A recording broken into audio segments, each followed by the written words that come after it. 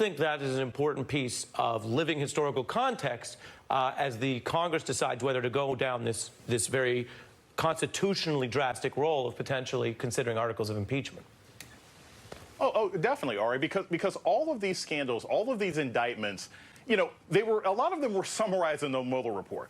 And basically, ever since the Mueller report dropped, like, Congress has been waiting for Nancy Pelosi to say, get the strap, right? Like, it's time to go. We know who this guy is. It's time to escalate. It's time to move forward. And so we already know, the country knows, the voters know, the caucus goers in Iowa know, the members of Congress already know the president has engaged in impeachable behavior.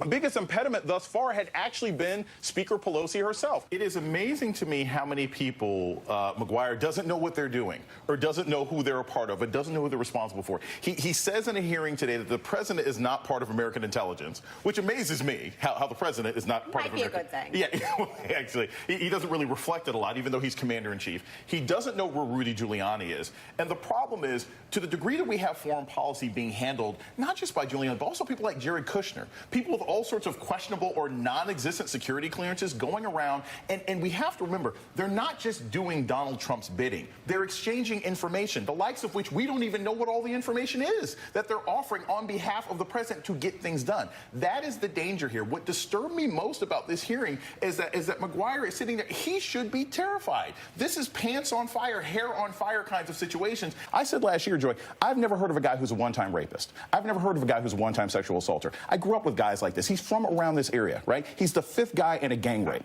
okay? He's the guy who comes in after he's drunk because everybody else encourages him, he can get away with it. He's been pretty much covered his entire life. And now he's on the Supreme Court where he can move that same despicable, misogynistic attitude that he's gotten away with his entirely cowardly life to the greatest misogynist of all, which is the President of the United States. I can go back. I mean, Tiffany probably doesn't remember. She's too young. But there was this guy named Reagan.